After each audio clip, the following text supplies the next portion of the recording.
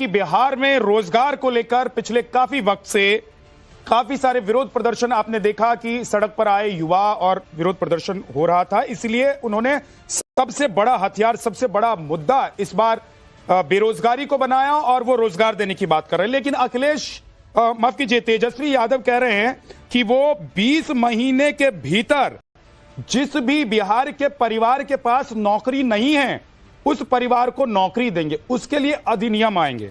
थोड़ा सा इसको आंकड़ों की कसौटी पर तौलने की कोशिश करते हैं। देखिए, बिहार की जो जातीय सर्वेक्षण 2023 है उसके मुताबिक राज्य में केवल, ध्यान से सुनिएगा, राज्य में केवल 1.57% लोगों के पास सरकारी नौकरियां थी। 2023 की बात कर रहा हूं, यानी कि 2 साल पहले जो जातिगत सर्वेक्षण हुआ उसके मुताबिक, जो लगभग 2 मिलियन लोग हैं। और आपको बता दें कि बिहार की आबादी कितनी है, जरा वो देख लीजिए।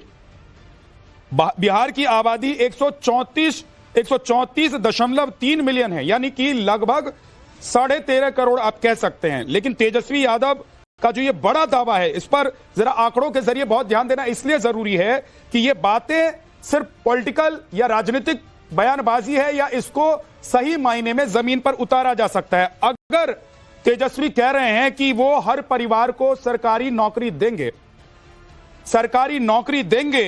तो क्या यह संभव है? क्योंकि इस वक्त राज्य में केवल 1.57% लोगों के पास सरकारी नौकरियां हैं, 2023 का जो आंकड़ा है उसके मुताबिक। सारिका पासवान हमारे साथ जुड़ गई हैं। सारिका, कैसे यह पॉसिबल हो पाएगा कि 20 महीने के भीतर आप अधिनियम लेकर आएंगी और पूरे बिहार में हर परिवार जिसके पास सरकारी नौकरी नहीं है उनको नौकरी आप लोग देंगी? क्या यह पॉसिबल है? क्योंकि इतनी तो नौकरियां नहीं है, ये सिर्फ और सिर्फ चुनावी वादे हैं। पॉसिबल था तभी तो हमने 17 महीने में 5.5 लाख लोगों को नौकरी दिया। तो उस हिसाब से भी अगर जोड़ लीजिए, उस हिसाब से भी अगर सारिका जोड़िए तो 17 महीने में कितना, 5.5 लाख लोगों को आपने नौकरी दी, ये दावा कर रही हैं जी। तो 20 महीने में कैसे आप देंगी? ये मुझे लग रहा है कि अगर हम आंकड़ों के हिसाब से देखिए, 1 मिनट रुक जाइए, मैं आपको आंकड़ों पर ही लेकर चलता हूं। अगर 13.5 करोड़ आबादी है बिहार की और एक परिवार में 5 लोग मान लेते हैं या 4 लोग मान लेते हैं और मान लेते हैं कि 1% परिवार के पास सरकारी नौकरी है, तो भैया 98% लोग ऐसे हैं जिनको आपको नौकरी देनी पड़ेगी सरकारी की, अगर आप बात कर रही हैं तो।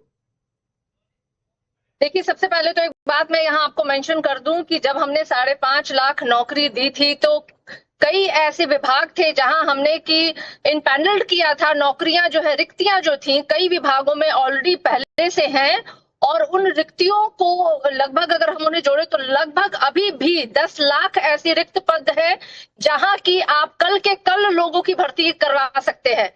लेकिन देखिए, चूंकि ये 20 सालों की सरकार है जिसमें आप अगर इनके आंकड़े ले लीजिए तो 20 सालों में ये आपको आंकड़े देंगे कि 7 से 8 लाख नौकरी दी गई है और वो 7 से 8 लाख की जो ये डेटा देंगे उनमें से 5.5 लाख नौकरियां जो है वो 17 महीने के शासनकाल में दी गई है। समझना चाहता हूं, मैं खुद एक बिहारी हूं सारिका, मैं खुद एक बिहारी हूं, बिहार से आता हूं, सीतामढ़ी जिला मेरा घर है और मैं बिहार को बहुत अच्छे से समझता हूं, बिहारी होने के नाते भी मैं कह रहा हूं। मैं समझना चाहता हूं कि 20 महीने में आप लगभग 6 करोड़ नौकरियां, या 6 करोड़ भी छोड़ दीजिए, 4 करोड़ नौकरी आप कैसे देंगी?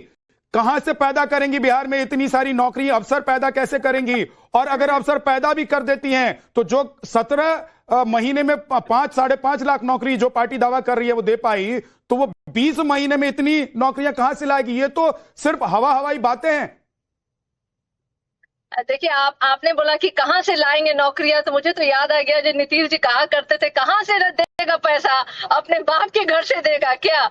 तो तेजस्वी यादव जी ने तो करके दिखाया और तेजस्वी यादव जी कह रहे हैं कि अध्यादेश लाएंगे और हर एक बिहार वासी के घर में एक नौकरी होगा। और मैं स्पष्ट कर दूं यहाँ, हमारे जब तो अच्छा चलिए एक चीज बता दीजिए सारिका, एक चीज बताइए, सुनिए, ये जब आप लोग ये तैयार कर रही होंगी कि हमारा मैनिफेस्टो ये होगा, तो आप लोगों ने उस पर थोड़ा सा अध्ययन भी किया होगा, तो आप लोगों के आंकड़े के हिसाब से कितने परिवार ऐसे हैं बिहार में जिनके पास सरकारी नौकरी नहीं है?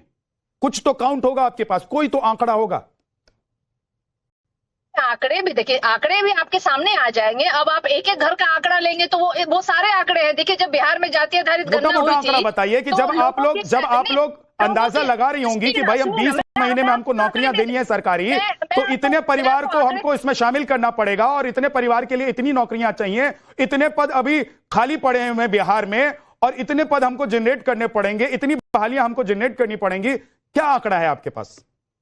बिल्कुल, मैं वही आपको आंकड़े दे रही थी। देखिए, बिहार में अभी कुछ महीने पहले ही जाति आधारित गणना हुई थी। जाति आधारित गणना में लोगों की शैक्षणिक भी और आर्थिक भी गणना हुई थी। किस परिवार में कितने नौकरी है, कौन रोजगार कर रहा है, कौन पकौड़े तल रहा है, ये सारी जानकारी जो है ना आज बिहार सरकार के पास है और लिखित रूप में है, दस्तावेज है। कहीं से अब आपको दूसरे प्लेनेट में जाके लेकर के नहीं आना है। और आप सीतामढ़ी में, और आप अच्छे से जानते होंगे, अगर आप इधर रिसेंटली इन 20 सालों में अगर आप 20 बार भी गए होंगे तो मुझे लगता है आपको जरूर जानकारी होगी कि बिहार में बेरोजगारी कितना है और गरीबी कितना है। और सीतामढ़ी तो अपने आप में देखिए, मैं भी गई थी अभी हाल फिलहाल सीतामढ़ी पर चली गई हैं। मैंने तो सिर्फ इसलिए बताया था कि मैं बिहार से हूं क्योंकि मैं बिहार को बहुत अच्छे से जानता हूं।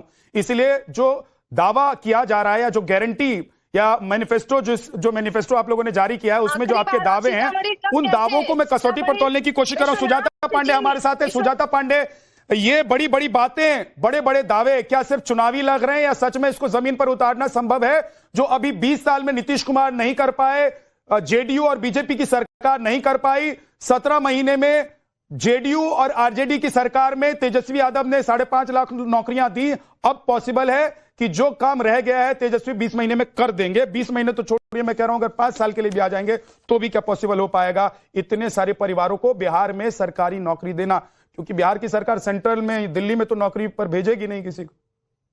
देखिए, पहले तो ये है कि अब ये वापस आके बेरोजगारी के मुद्दे पे आ गए हैं तो अच्छी बात है, क्योंकि राहुल गांधी का लगता है कि एसआईआर वोट चोरी वाला मुद्दा बिहार में चल नहीं रहा है। अब आते हैं नौकरी पे।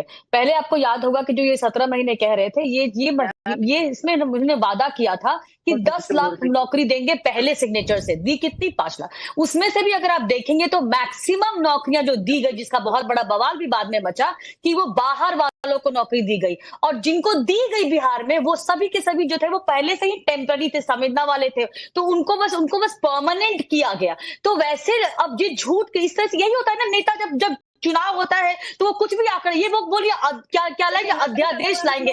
अध्यादेश का लाएंगे भाई, सरकार आपकी होगी तो योजना बताइए ना। आपने इनसे पूछा सारिका एक एक करके, सारिका टेंशन मत लीजिए, अब बेल्ट लगाकर बैठिए, सीट बेल्ट आपकी टाइट है। एक्सीडेंट उनके पास नहीं था और कहीं सुनिए इस डिबेट में एक्सीडेंट का कोई ऑप्शन नहीं है। आराम से एक एक करके सुनिए।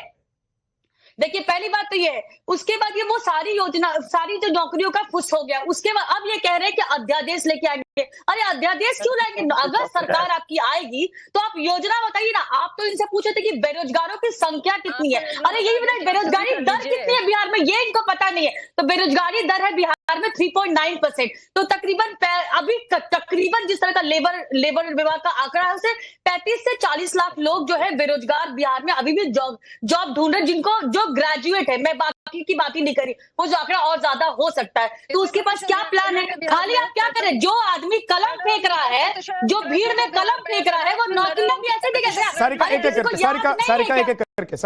सबको याद है कि कैसे बिहार के जो शिक्षक थे सड़क पे उतरे थे, यही तेजस्वी यादव की सरकार थी, और उनको डंडे से मार के लहूलुहान कर दिया गया था। एक शिक्षक ने तिरंगा अपने आप को ओढ़ लिया, उस पे भी पुलिस तेजस्वी यादव के डायरेक्शन पे वो पुलिस उन पे डंडे बरसाती रही। तो ये जो है ना, ये सब कुछ सिर्फ एक आंकड़ा होता है। मैं एक बिहारी हूं और मैं चाहती हूँ कि ये आंकड़े ना होते, योजनाएं होती। मैं चाहती हूँ कि ये सिर्फ वादे नहीं होते, जमीनी इस पे कार्रवाई भी होती। लेकिन एक बात है कि ये बोले थे सरकारी नौकरी देंगे। सरकारी नौकरी तो लालू यादव के वक्त में भी दी, लेकिन उस नौकरी के बदले में उनकी जमीनें हड़प ली। वो पूरा का पूरा मामला जो है उसमें आप बेल पे हैं। तो ऐसे व्यक्ति पे जनता कैसे विश्वास करेगी, ये एक बड़ा सवाल है। नहीं, लेकिन एक बात ये भी है, एक बात सुजाता, एक बात ये है कि देखिए, चुनावी मैनिफेस्टो में बड़े बड़े वादे किए ही जाते हैं, बड़ी बड़ी बातें की जाती हैं। वो तो अभी